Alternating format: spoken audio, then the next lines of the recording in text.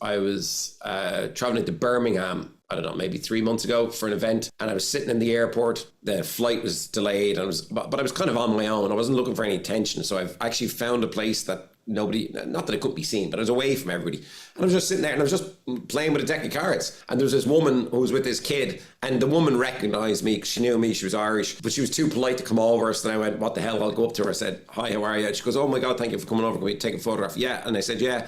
I said, what's your kid's name? And the kid was like 8 at the time-ish. And she said, Rachel. I said, does Rachel want to see a magic trick? And I just did like a simple card change or something. I can't even remember what the trick was. But her mother started crying. And I was like, why are you crying? And she was like, well, you don't really understand. Rachel has eye cancer. And that's why we're in Birmingham.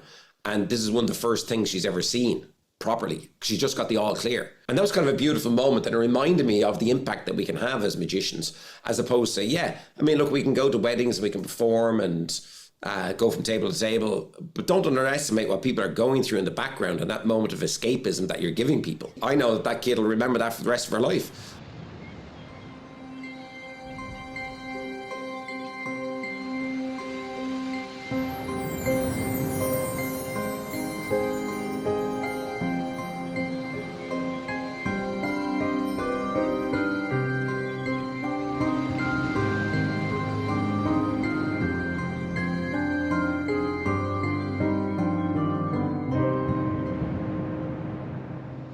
Hello and welcome to another episode of Desert Island Tricks. We are in for a treat. This guest, no lie, this is not me exaggerating. We've tried to get him on 5 times now. So I'm very excited that we finally got him on. This is another video podcast. So if you have free time, go to YouTube and check this out. We're doing more of these video ones recently. So do go and watch it on YouTube if you want to see today's guest in person. So I'm going to give you a little rundown of today's guest. Now, I will say this episode is going to be slightly quicker than most of them because we've only got him for a very, very short time. His schedule is absolutely incredible. So I don't know how he's even taken this time. So it's going to be a little bit of a quicker one, but I promise we won't rush through it too much. Now, today's guest has been on so many incredible shows, including the Ellen DeGeneres Show, Jimmy Kimmel, Close Encounters with Keith Barry. I've sort of just given his name there. He also consulted on the Now You See Me films. He's known as the Brain Hacker. He's a motivational speaker. Do go check out his socials as well. I follow him on socials, and he's always putting out really inspirational nuggets of advice, which are really, really good. And you also get to see, he did just say there's only about a third of what he gets up to on there, so do go check those out. He's also got some books, so he's got Brain Hacks, he's got the children's book Mind Magic, and he's got Sleep Hacks. So I think today's list is going to be really interesting. He's probably Ireland's most famous magician. I have known about him for many years. I've watched lots of his stuff, so I know we're going to be in for a treat. Today's guest is, of course, the wonderful Keith Barry. Hello, Keith. Hey, how are you? Good to see you. Good to finally have you here. Yeah, it took a bit of juggling schedule-wise, but here we are. And yeah, it's great to have a chat.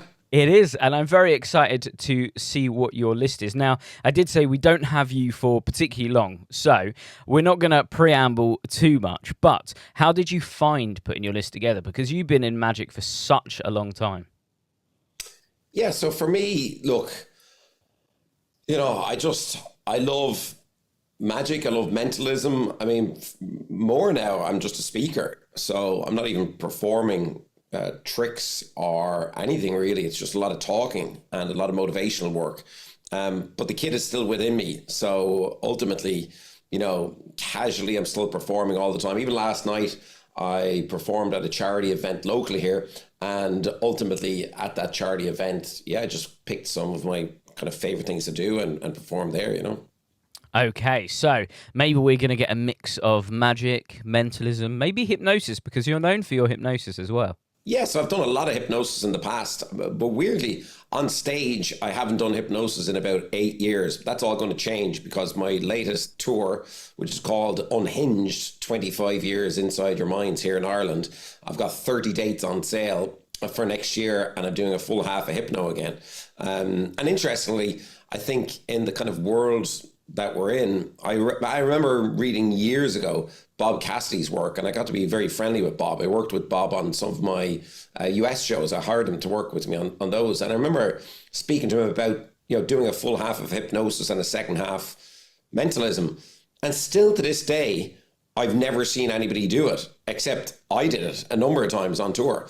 And maybe there is people in the UK doing it, maybe there's people in the US doing it, I don't know, but I've never seen somebody doing it. I've never come across anybody doing it. So yeah, my latest tour is going to be a full half of hypnosis again, and then the other half will be a full-blown mentalism act. So it's kind of 2 acts in one.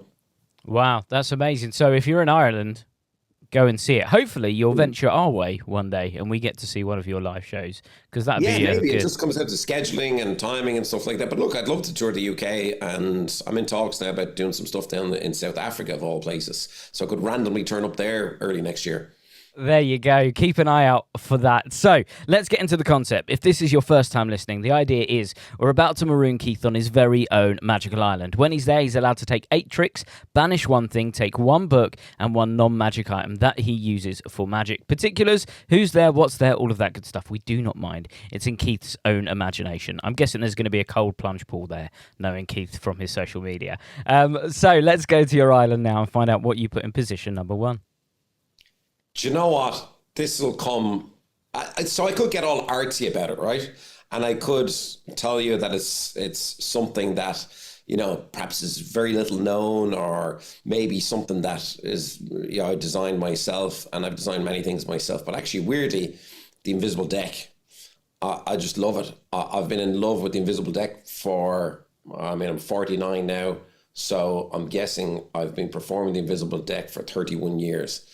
And I just love the invisible deck, but I do it a very specific way.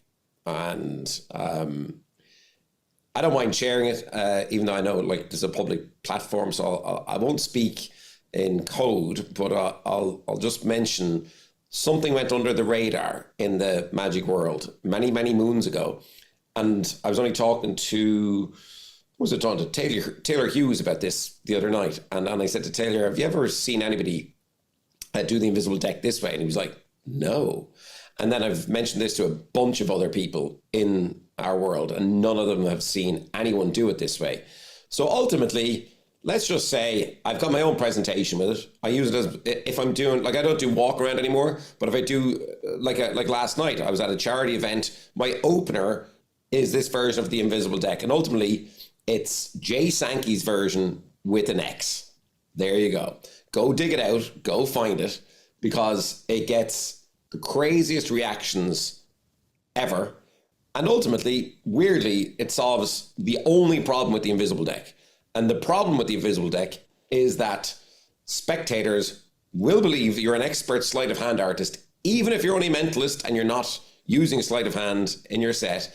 They will believe that you just flick that card over. Not everybody, but some people will. And his X solves all those problems, or that problem. And for me, I still love doing it casually, just at any event where and generally just a charity event for me. I mean, I get about 2 close-up gigs a year, so I do about 2 a year, that's it. So not that one of these people who's out there said, I do hundreds and hundreds of close-up gigs a year. I do maybe 2. And besides that, some charity work as well. And I always open with that version of the invisible deck. Amazing. Now, have you ever thought about trying to find a way to do invisible deck for stage? Yeah, I've done it in the past. So there's obviously you can make up a jumbo version, and I've done that, but I only do it with the X version. And then Cody Fisher has an invisible deck presentation. I think it's Cody Fisher.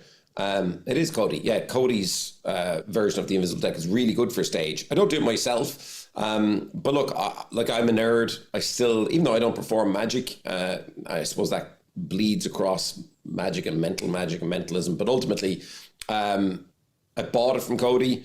And again, I just did it at some charity events. It's not something I would do in my touring act.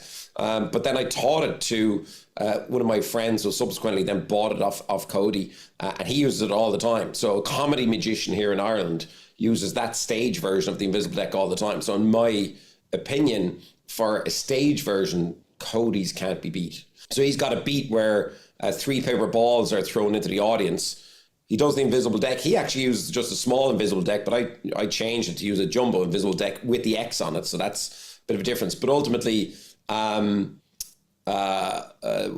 kicker ending is when the 3 paper balls are open in the audience, they spell out the name of the card. So whatever, King of Hearts. So it turns out it's been in the audience the whole time. So for a stage version, that can't be beat. It's not something that I do myself. And then another way of doing a stage version that I have played with in the past, but again, I don't use it. So anybody out there who hasn't thought about this, I mean, it's not necessarily original or unique to me, but just getting somebody up on stage to phone somebody anywhere else in the world and they name the card. It seems obvious to us as magicians and mentalists, and it seems like, does it actually make a difference? I can tell you, having done it a couple of times in the past, it makes a huge difference to phone somebody on the other side of the world and have them name the card. It just feels different to the audience. It feels different to the person on stage. And ultimately then you can also create like some kind of a kicker ending if you want, because that person on the other end of the phone can also name a word then that you can, without talking about method, you can use any amount of method to then reveal that word as well, Amazing. Well, that's a heavy hitter in at number 1. So let's go to number 2. So what did you put in your second spot? So I would take my 3 envelope test. That's what I would take, because that's my go-to for every act that I do in the corporate world. I use my 3 envelope test everywhere I go, and ultimately it just destroys an audience. And all I need are literally, I say 3, but there might be slightly more than 3 envelopes, and then like 20 business cards, right? That's it. And a couple of pens. And I can do like a half an hour act with that. And it came, the genesis of that came from 4DT. Again, I worked with Bob Cassidy a lot. I got to be very good friends with Bob Cassidy. And then I developed my own version of 4-dimensional telepathy, but I didn't like the stuff that was going on in the pockets and things like that. So ultimately I streamlined it. I remember I talked to Drew Backenstoss about it. He helped with it as well. And ultimately, I ended up with my own version of the 3 envelope test that's so streamlined. Again, I can get like so I counted it before I came on this call, about 25 beats of mind reading from 3 envelopes and a couple of business cards. And I use that in a very specific way though. So I don't do it as one act. So I'll do the start of it, which will be a drawing dupe, but then I do what's called ping-pong mind reading with the audience. So with the audience, I'm ping-pong mind reading throughout the act, but that's all unbeknownst to them. Actually, it's all part of my 3 envelope test. So at that point, they don't even know it's part of 3 envelope test. But then I go back to Act 1, Act 2, Act 3, and I've done lots of variations of that in the past. I think that the problem with these things is very often people don't think of unique presentations, right? And for me, for years, I don't really do it this way anymore, but for years I used to pin it on, actually, give me a second, I have the book over there. I knew, it took me a second to find. So I pinned my presentation, my stage presentation on Wolf Messing, the true story of Russia's greatest psychic. So I would talk about Wolf Messing. I would talk about the fact that he got tested in a court of law, ultimately to prove his psychic abilities. I would also talk about Eric Jan Hansen, and I would do the 3 envelope test stating that he got tested in a court of law using 3 envelopes and 3 pieces of paper to prove his psychic ability. And then I would explain that to the audience. And then I would say, I'm going to do the exact test that they gave this person to prove that he was psychic in a court of law. And I'm going to do it in front of you, and you're my jury, and so on and so on. And I found that really worked with an audience. It really resonated with them because I'm giving a piece of actual, somewhat true history. I'm giving my opinion on psychics, which I won't get into for the purposes of this conversation, but I've talked about my opinion on psychics. And ultimately then I do the 3 envelope test. So I've qualified everything. And the good news for me then as well, on top of it, is I'm actually a scientist by trade. So I would then talk about a double blind test, what that means. And then I would put a double blind test into my 3 envelope test. So it all contextually made sense. So yeah, that would be my go-to Like I'll be doing it today at an event today, 3 envelope test every time, because it fits in my pockets. I can travel anywhere in the world with it. I get a full half hour out of it, you know? Now, is this something that you've taught anywhere? Is there a place that people can learn this if they wanted to? I've never shared any of my material anywhere. So no, it's not something that I've shared. I mean, look, maybe down the line, I don't know, maybe down the line I'll write like a somewhat of a biography specifically for magicians and mentalists, because I've got a lot that I could share. But right now, that's still in my working act. So no, it can't be gotten anywhere. Okay, well, that's something for us to look forward to. I'm a huge fan of 3 envelope tests, so yeah, I'll be keeping an eye out for that. Just to help people out there, though, because I like helping people. Like Scott Creasy's got a good version. Bob Cassidy's is like, I always say to people, go to the original, and then so I always go to the source of everything, right? So source the original, and then just like do that so much that you identify all the problems with it, and then solve the problems yourself. And I've done variations of the 4DT over many years. So yeah, that's what I would say, you know. Amazing. Well, that's a great one in at number 2. Let's go to number 3. So what's in your third spot? Yeah, like, you know, we all know enough tricks, but I decided to put something in that I'm having a lot of fun with, like right now, right? I'm completely and utterly a technophobe. Right. So I've avoided technology for years. So magic technology. Right. And even in my stage shows, I don't use any tech. I used to years ago, and I'm so bad with it. I would break these things and they wouldn't work. And sometimes it was the tech that wasn't working, but sometimes it was me, right, setting these things up wrong. But something I'm having a lot of fun with, like just right now, is icons by I think it's the French twins. So thanks to Philo, big shout out to Philo. I actually, I decided to hire Philo to help me with the tech stuff, because I'm a technophobe, and I'm not even sure, honestly, if I'll ever use any of this stuff in my professional work, right? Like, I'm not using it in my professional work, but I'm using it every day to fry minds.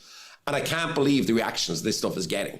So I would bring that on a desert isle with me, just to kind of push my own boundaries, because it scares me every time I do it that it's not going to work, because I'm such a not good with tech. But yet every time I do it, the reactions are insane, like literally insane. When people so the way I do it is I get 2 beats out of it though. So because I'm not going to name any apps or anything like that, but ultimately somebody in their, so the way the beat is, somebody in their own phone, they search for something, but then they delete that and then they search again. So it's the second thing that ends up in the icons, but now I also have the first piece of information too. So I get 2 beats out of it now, and I make it all about influence. So for example, true story, charity event that I was at yesterday, I was like, this is great, because if it goes wrong, it doesn't really matter too much to me. I always have an out, by the way. I always would have like a one ahead or whatever, or one behind, whichever you want to call it, right? But I'm always ready for if the tech doesn't work. But yesterday at the event, it was perfect, because the first thing that the person searched for was square, and the second thing, and they deleted that. The second thing then was tractor. So just so everybody knows, if they're not familiar with icons, that ends up being spelled out on your phone. I might even be able to show you here, because I know we're on video. So like the last one, I'm not sure what the last one was. There it is. It's actually tractor. So as you can see, it says on my phone, think of tractor. Okay. And there it is there. So, but ultimately, because he thought of square to begin with, it gave me a great full explanation for the fact that I told him at the outset that I was going to influence him, and then I explained to him that when I was gesturing and so on, that I actually made the shape of a square, and he actually just ran away and started screaming at that moment. Such a simple thing, right? But it's just it's a freebie, as I call it. And then when I show him, think a tractor on my phone, the fact that I've influenced him, and the interesting thing is, I always again like context, right? What's the premise? What's the context? And ultimately, we all know that we're being influenced and infiltrated. And people now finally are, because there's so many documentaries on, social media experiments and the fact that we are actually genuinely being subliminally influenced. it's fantastic because now people are educated. Years ago, when you or I would say, 20 years ago, when we would talk about subliminal influence, people would be like, really? But now there's documentaries everywhere on this stuff. So there's a buy-in. And because you have that buy-in, I show them my icons first, of course. And the way I do it is, so I go into the icons. Sorry, I went into the wrong app there. But when I go into the icons, what's really important is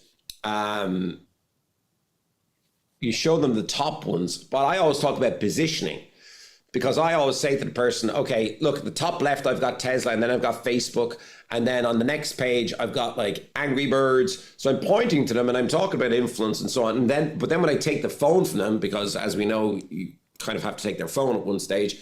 When I take the phone from them, what's great is, and I haven't seen anybody doing it kind of this way, I just say, do you know, I've just shown you, and I know the organization of my icons. Do you know what's top left on yours? And most of the time, actually, they won't, just so you know.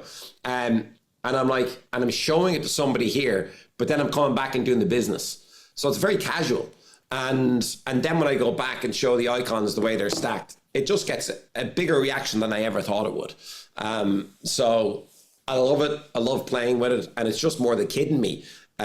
Because again, I'm not comfortable with this stuff. Like all these young kids, I can never pronounce his name, Kevin Hamdam, and all these other guys who are in their 20s and 30s. I mean, they're fantastic and they're using loads of tech.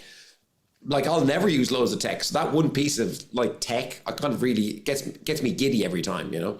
So yeah. What pushed you over the line then? What pushed you over to finally do a tech trick? Do you know what? I just quite like push myself out of my comfort zone, because like, you know, I've done, like, for example, you mentioned ice baths, right? I do ice baths every day to push myself out of my comfort zone. I started doing keynotes years ago, and now I'm doing a leadership keynote. And now I'm doing a keynote on how to redefine the impossible on a daily basis. That's all pushing myself.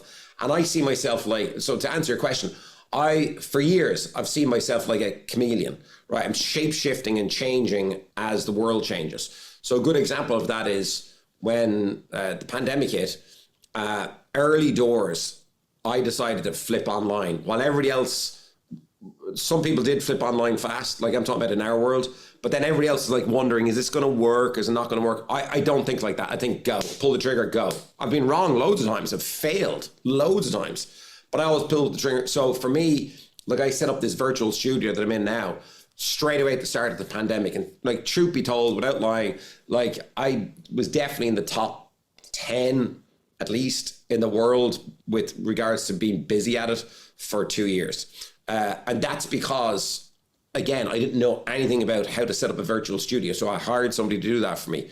I paid him well to come in, set this whole cabin up in my back garden. And I learned Zoom and I learned all these different things. But ultimately, again, I just like pushing myself into areas that make me feel uncomfortable. So I was not comfortable going online. I was not comfortable with taking a financial risk at that time and setting up all this whole virtual studio. Like, this is a fully teched out space that I'm in now. I mean, I've got you plugged in, but let's see, can I show you a little bit? So I've got like a full, like, overhead cam, another cam there, but I've got full lights up in the ceiling. Back here, I've got a pull down green screen. I've got more lights back there. And then we went at it. But ultimately, back to what you're asking, like, I was just looking at some of the reactions that other people are getting with this tech stuff. And I was like, I just wonder, should I just push myself into that space for a minute? And the interesting thing is I'm just taking it real slow. So really, icons is the only thing I do right now. And then, like, I go back to Philo. The agreement with Philo is just like, I have to perfect it and make sure that it's working all the time first. And then maybe I'll do another app. But again, these are not things for me that I'll be doing professionally at all. Like, you'll never see me doing these on TV or anything like that. But I just love doing them. Do you know what I mean? So, yeah. Amazing. Well, let's go on to number 4 then. So what's in your 4th spot? 4th spot, I think, would most likely be like just a straight deck of cards, right? I know it sounds perhaps bland or boring, but, you know, maybe, yeah, like, I think just a straight deck of cards, because at the end of the day, a lot of people don't know this about me. Like, again, I'm 49 now, but, you know, I moved to Dublin when I was 21, so 28 years ago. all I did was close-up magic. Like my background is a working close-up magician, right? So I was making a living. I moved to Dublin when I was 21 and I started performing semi-professionally. I had a day job. But then when I was 23 is when I jumped into magic full time.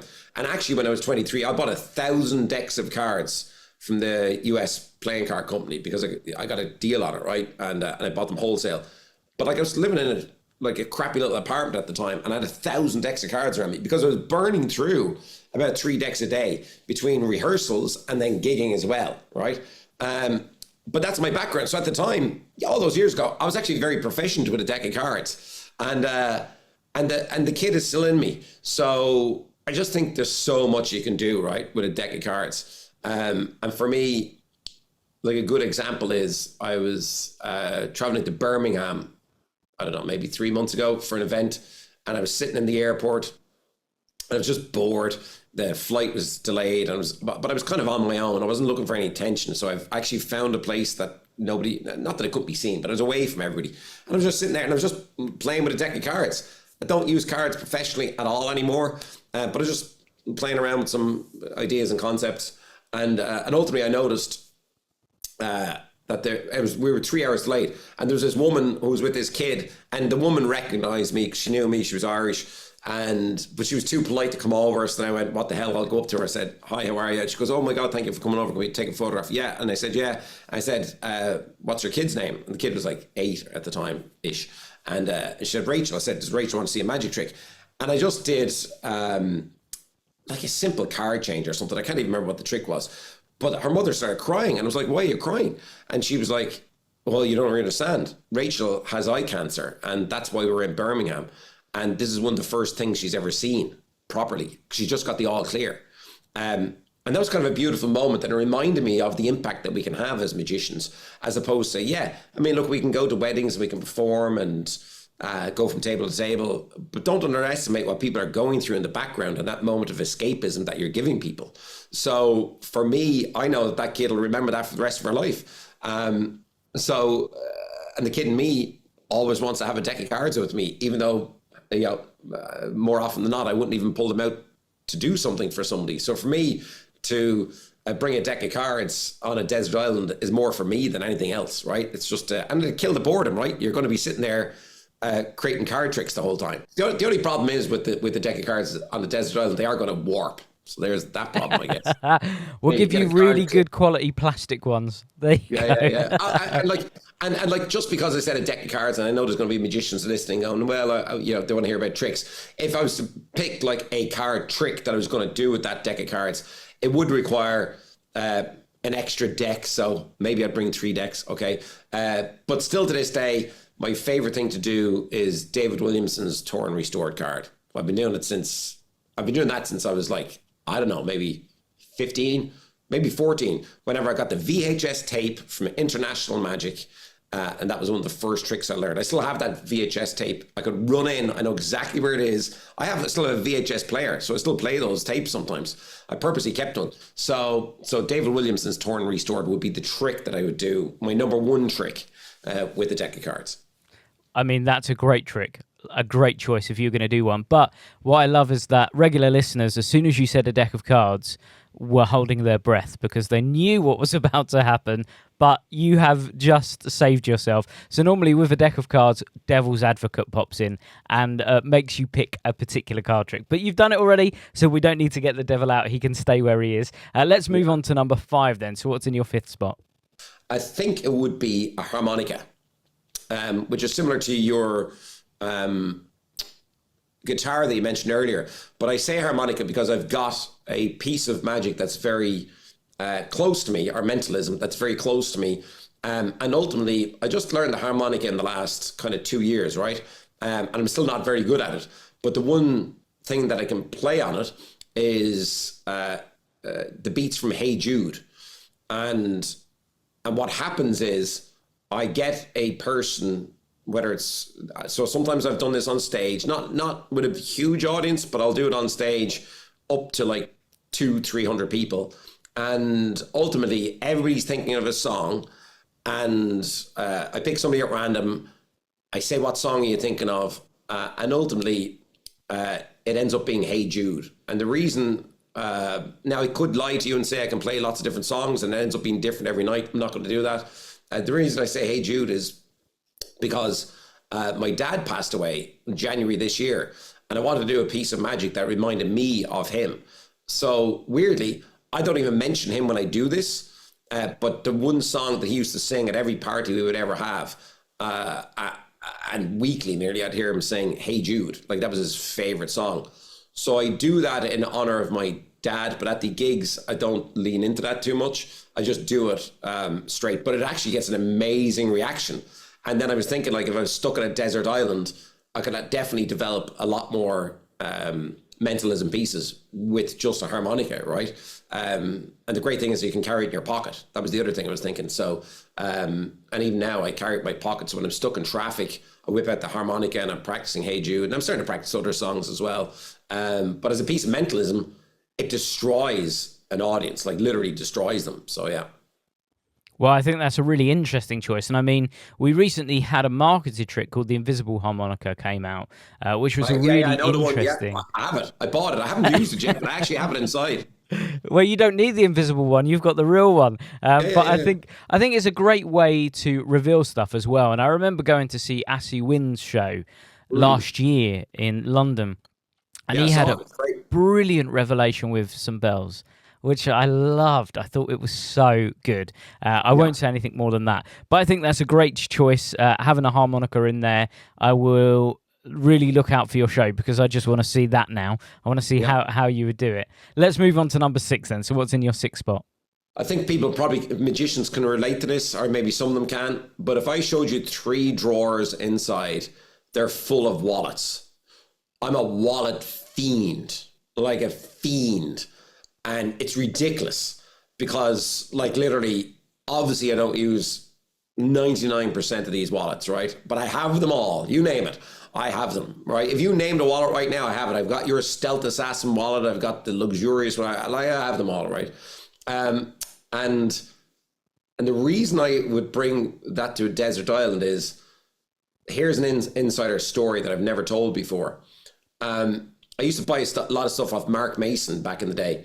And in JB Magic, I bought my first wallet off Mark Mason, which was a Jack's style wallet. And I landed my CBS special, Keith Barry Extraordinary, by using that Jack's wallet. And I literally just did a mind reading piece in a boardroom in LA for the head honchos in CBS, got them to think of a movie, used the Jack's wallet, and ultimately there and then landed my CBS special. And that was back in 2006. So 19 odd years ago. And then I just became addicted to wallets because of that, I guess. So we won't give away the names too much, I guess, but here's one that I carry with me every day. So ultimately, this is my actual wallet that I use every single day. And you can see there's all my stuff, right? So it's actually real wallet, carries other tricks. There's a trick that I use again casually. I love it. So the rainbow. But back to the wallet. This is Jerry Carney's wallet. So, and this is a Jack's wallet again. And I think it's lovely because, like, right now I'm doing, like, there it is. And I'm doing the peek as I'm closing it up. Like, I've just got the peek. And I don't even have to look at these anymore. Like, I can actually peek peripherally. So I don't even need to look at the wallet as I'm closing it up, and I can just hand it off to somebody or put it back in my pocket, whatever it is. So Jared Carney, and I just bought another wallet off him yesterday, which I may or may never use, the Virtuoso wallet. He just released it like a couple of days ago, and I bought it from him. But so a wallet, and if I was to be pressed on what wallet, honestly, it would be a flip up between the Stealth Assassin. I'm not saying that because of this podcast, but I've used the Stealth Assassin like lots. So as an example, last Friday night, I was flown to Vilamora in Portugal to do a performance in a house. So it was a stand-up performance in a house, and I had the Stealth Assassin with me. And the reason I had it was I was doing, because it was just a small performance, it was just like 30 people there. I was using Hook by Eric Ross. But my kicker on that, I never liked the fact that you can't, like, not that you would want to hand out something that's been in your mouth, right? But ultimately, they can't really look that close because of what's going on, shall we say, right? At the end. So my kicker on that is always Stealth Assassin is open. I show them a piece of paper, close it up, and I have stickers on the ends of the strings for hook. Sometimes I use numbers. A lot of times I use colored stickers. And ultimately, let's just say yellow is left. I open up the wallet, I take out the piece of paper and I give it to them, and they open it up and they say, it says, I will influence you to avoid yellow. So that's the kicker. So then the heat's off the hook. There's no heat on the wallet. So it all kind of combines together for a nice routine. But I've used the Stealth Assassin a lot over the years. So shout out to Stealth Assassin or Jared Carney's work on it. Amazing. Now, Devil's Advocate has come out. So we avoided it earlier, but he's out now. If you could perform only one trick using your Jack's wallet, what would it be? Okay, great. So I personally think like the whole concept of, first kiss, it's all been overdone, right? And drawing dupes are great. Get fantastic reactions. But my go-to with Stealth Assassin or that is my red envelope trick. I call it a trick, but ultimately you can see me doing that on my Instagram page, right? So ultimately, I don't have a red envelope here, but the way the red envelope works, and without talking too much about method, because I know we have to avoid that, but people out there who are in the know, they'll understand what's going on. Ultimately, I hand somebody a red envelope, and I say to that person, inside there is a message for you, and it can only be for you. The message cannot exist for anyone else, and I'll have evidence that it can't be for anybody else in a few moments' time. So I hand them off the red envelope.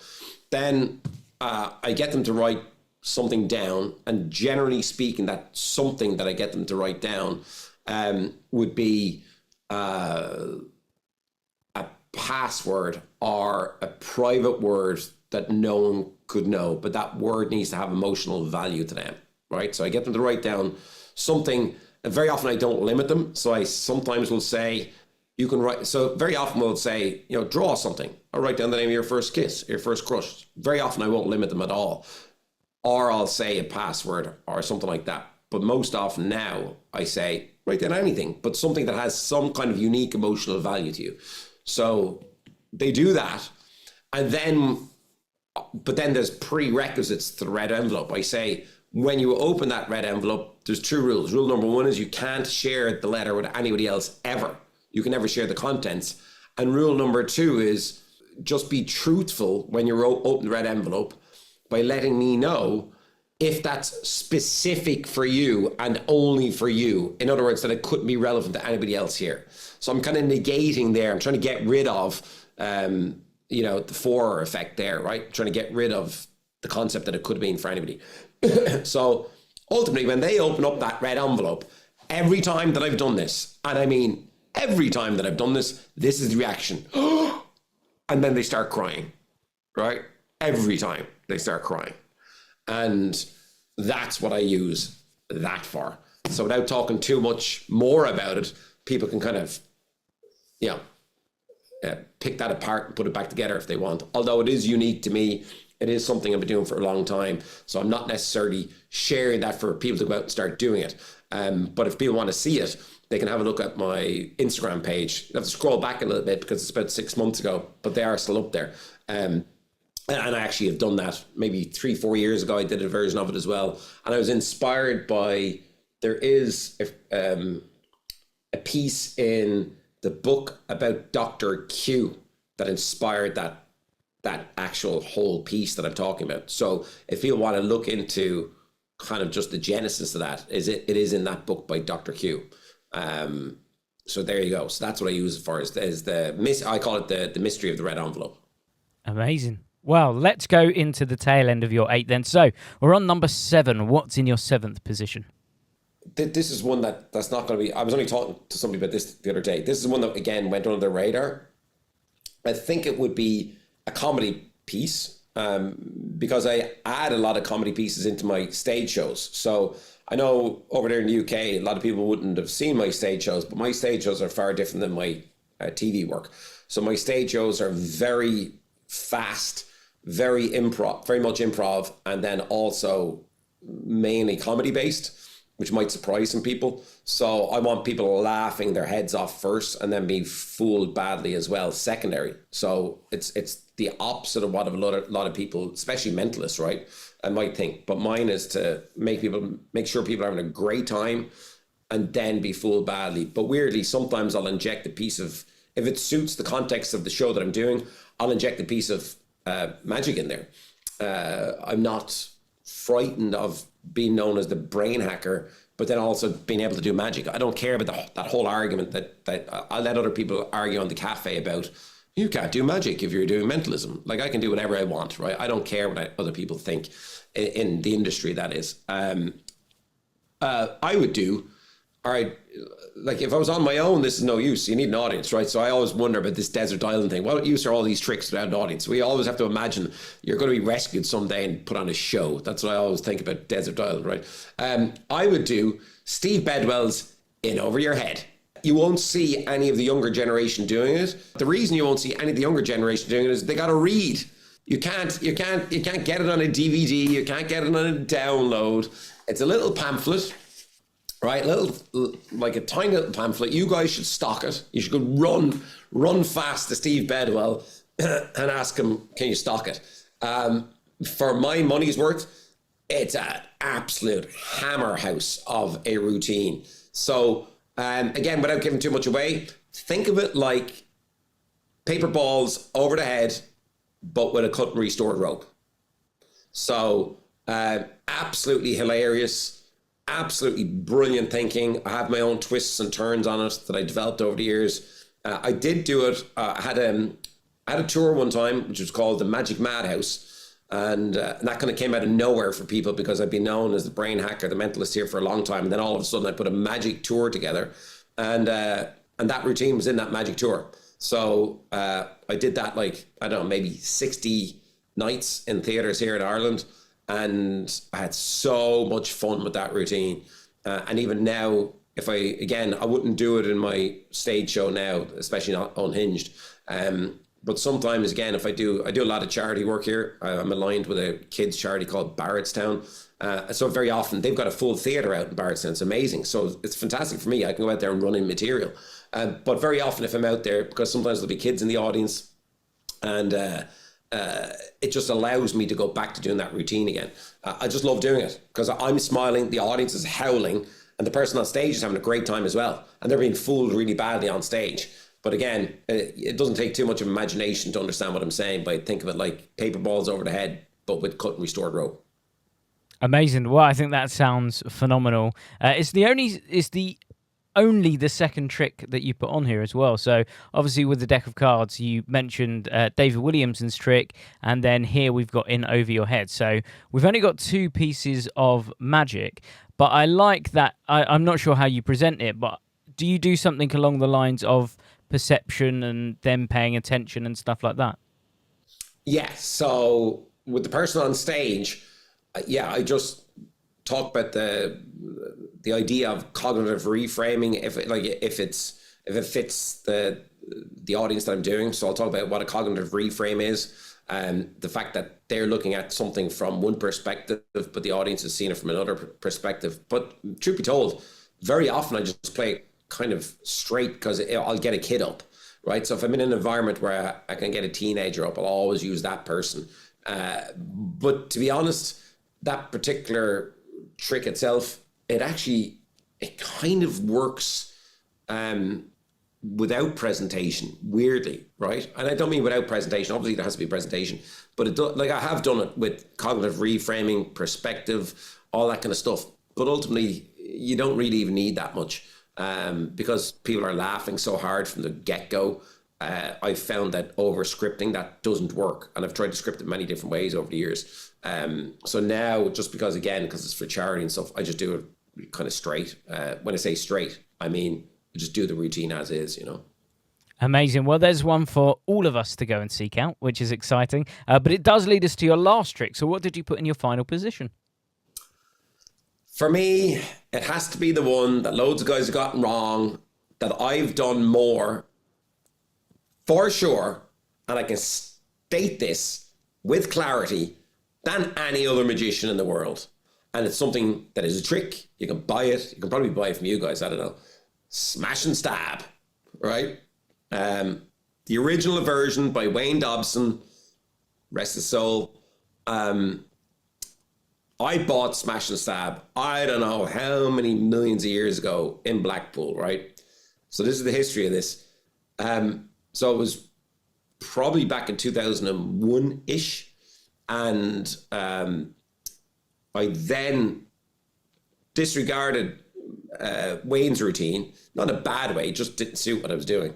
And then just made up my own routine. So my own routine, it involves using a spectator's hand. I'd never seen anybody doing it that way before, using a spectator. It was always the magician's hand up to that point. And I spoke with Wayne about this, and he was like, yeah, I haven't seen anybody using a spectator's hand.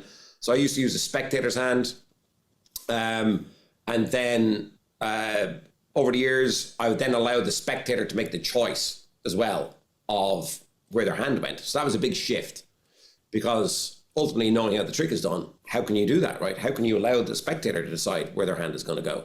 You can't, but I can, right? So I had all those nuances, and I did it on TV in 2003. And then I did it at every corporate show. I did it on TV. I don't know how many times I did it on TV. I did it on loads of my TV shows. I did it on my CBS show. I did it on my ITV show, the Keith Barry, The Escape, live in whatever year that was.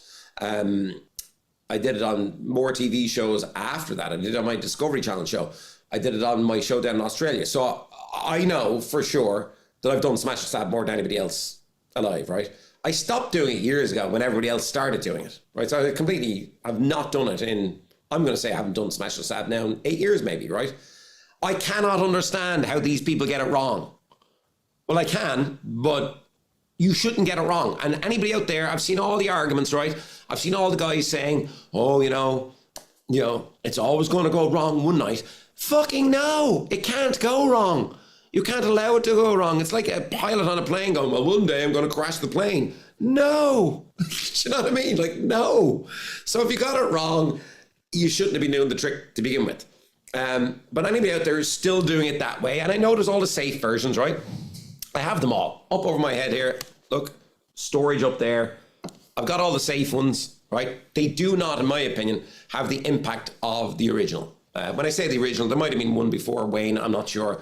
But ultimately, just so anybody out there, if they're doing it, I will tell you why you're getting it wrong, because I know why they're getting it wrong, right? Because I've done it and I've never gotten it wrong. Ultimately, there's a problem. And the problem that needs to be solved by people in their own heads is you're there, spike sitting under one of 4 cups, without talking method. Generally speaking, the magician may know where that spike is, right? And ultimately what you're thinking is, in your head, you're thinking, okay, there it is, there it is, there it is. There it is. Okay, we know where it's there. There it is, there it is, there it is.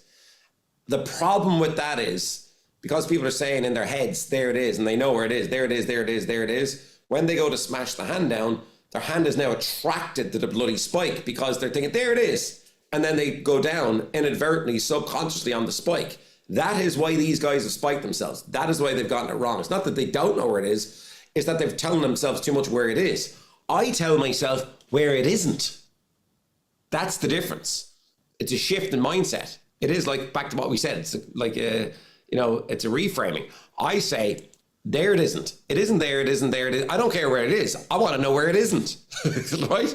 It's a very different shift in mindset. I've never gotten it wrong, and there's a lot of presentational problems that people have with it. Like, I know people argue to death about, should you have something that can really go wrong in your act? Is all these kind of nonsensical things. I can tell you, as the person who's done it more than anybody else in the world, it gets I don't do it anymore. Used to get the biggest reaction of anything that I did. Again, just to share with you, part of that is the sound. A lot of people miss this. A lot of people use like paper cups, right, that they get in McDonald's or wherever they get them, or a party shop, paper cups. You might as well not do the trick if you're using paper cups. Do not do it if you're using paper cups, because trust me, the impact comes from the sound. So you have to have polystyrene cups. You have to test the polystyrene cups to make sure that when you do that, that they pop, and that pop can resonate through a theater, right? So they're all the nuances that I came up with Smash and Stab all those years ago. And even though I don't do it anymore, it has a place in my heart. So as a trick, Smash and Stab for sure. Amazing. Well, I'm very aware that we are running drastically out of time. We've only got you for a few more minutes, so let's go back over your list. We started with Invisible Deck, 3-envelope test, icons, a deck of cards, a harmonica, the Jack's wallet, in over your head, and we ended with a Smash and Stab. That sounds like an incredible show. You said there's no tricks there. There's loads of tricks there. There are. Well, let's go on to your final thing. So you've only got one each of these. If you were to dig a big sandy hole on your island and get rid of something from our industry, what would you banish, Keith? I get rid of a lot of things, so I have to be very careful what I say here. I get rid of the bullshit egos to start with, right? So I get rid of all the egos and I put those down there. But if it was going to be a physical object, I've split my mind between two things. Okay, I'd get rid of Omni Deck. Sorry, it's a great trick. Absolutely fantastic trick. I did it on my RTE show, the second season of Close Encounters with Keith Barry back in 2004. I did it, amazing reaction. We shot it beautifully. And I know even before me, there's loads of people doing it. So I'm not saying that, I in any way help promote the popularity of the effect. The problem I have with it is everyone's doing it, right? Like literally everyone in Ireland is doing it. All the close-up guys, like they're all doing it. And all the guys across the UK and everyone's doing Omni Deck. And that's the problem with Omni Deck, is just that everyone's doing it. So I think it's time to bury it down there for 100 years and then bring it back out, because I love the trick, but I don't love the fact that everyone's doing it, right? So even but just so people out there have a solution to the problem I'm identifying, there are other variations of Omni Deck that I haven't seen many people do, right? So what's your man's name? Simon Lovell has a version. I'm not going to say what it is. Go find it, right? It's in his books. I changed, when I was doing close-up magic all those years ago, I changed to Simon Lovell's version so that people didn't identify it as Omni Deck. And there is an absolutely amazing version of Omni Deck. Amazing. If I was doing a version of Omni Deck today, so it's not Omni Deck though, so it's not the glass, so it's still very bloody Omni Deck. I get rid of it, right?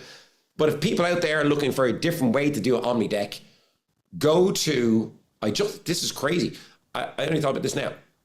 Go to the book that's called The Openers, or Openers, right? I think it was by maybe Magic Scene brought it out or something, but it's called Openers. There's a version of an Omni Deck style routine in there, and it involves batteries. Let's just say that. It involves batteries, right? Go find that. I rang a friend of mine, just because I don't do close-up magic anymore. I rang a friend of mine, Colin Dawson, Collie Jolly. I said, you have to make this up. Stop doing Omni Deck, do that instead, because you will be different than everybody else out there that's doing Omni Deck, because they're all doing it. So it's so interchangeable, Omni Deck. Anyway, I'm going on a rant about Omni Deck, right? I want everybody out there to know I love magic. I love the trick. Everyone's doing it. So it needs to be buried. It needs to be put away. It needs to be parked. And people might say the same with the Invisible Deck, but again, I'm not performing professionally, and the X makes a big difference. So there is that difference, and the presentation I have is very nuanced. But I would get rid of Omni Deck. Okay, so everyone out there that performs Omni Deck, Keith has just got rid of your Omni Deck. So they have vanished, but he's very kindly replaced them with interesting versions that are different. So we're happy with that. The good news is the other versions, they require effort. So everyone's not going to put away their Omni Deck and make these other things, because you have to make them yourself. You got to sit down and actually do some work. And that's what I love about it. Do you know what? As I'm saying this, I'm going to make up the one from the Openers. And do you know what? I'll put it up just for fun, even though I don't do magic anymore. I'm going to film it and put it up on my social media in the next couple of weeks, just to show people how brilliant this bloody thing is, I can't remember who wrote it, but it's in the Openers. But anyway, there you go. And I know maybe a few people might do it, But the rest of them are going to go, nah, Omni Deck is too easy. And they'll just put the Omni Deck back in their pocket and they'll go to the wedding and do the close-up. And I'm like, nah. There you go. Anyway. Well, we're all going to, by the time this podcast goes out, it will be time for us to go over to Keith's socials to check that out. So I'll be there. Now, you've mentioned a couple of books throughout the podcast, so it means that you're a bit of a reader, which is exciting because you're only allowed to take one book with you. So which book would you take?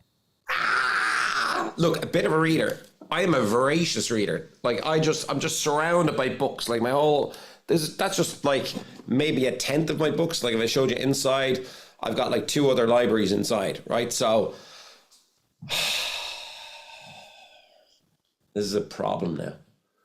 I mean, I'm looking at my books. I'm split. I'll tell you what I'm split between, and then I will make a decision, right? I love weirdly, for the madness of it, the complete invocation.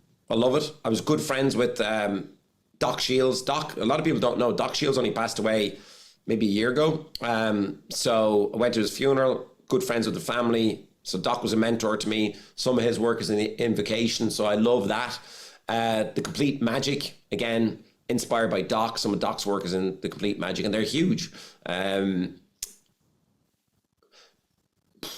Then the first magic book I ever got was the Klutz Book of Magic, or Magic for the Complete Klutz. I always get the name wrong, but I got that in Scotland on a school tour. And then the big Mark Wilson Complete Course. So they were the kind of, I suppose, the books that really pushed and forged me forward. So I think for nostalgia, it would be the Klutz book, because that was the first.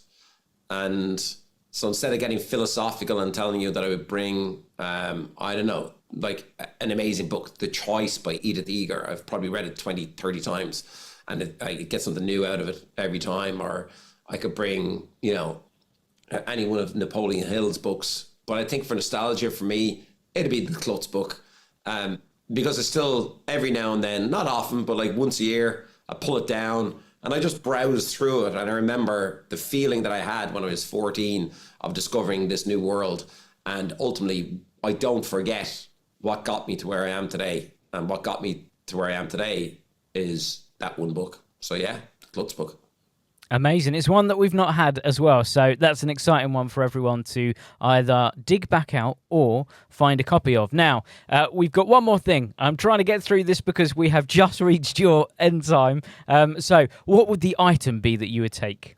For me, it'd have to be just a photograph. If I was on my own, a photograph of me, but an analog photograph of me with my wife, my kids, and my parents and my sister and her daughter. So basically a family photograph that we took, and a very specific family photograph that we took in Miami. Because at the end of the day, I know exactly who I don't want to be in life. And I don't want to be 3 words, an absent father. So it's very easy for me to get caught up in the showbiz of it all, and very easy for me, like anybody else, to get caught up in just the busyness of it all. But for me, it's all about being family first. So if I was stuck on a desert island on my own, I'd want just a visual representation of my family. So just take a photograph of them, because I'm not driven by objects. I never have been. So even though I'm a complete wallet fiend and I love things like that, I'm not married to them, right? I could easily let the house burn down and they could go with it. But if I was stuck on a desert island, yeah, I have my imagination, but I'd love to be able to look at a photograph of my wife, my kids, and my parents, my sister and her daughter. So just a photograph, yeah.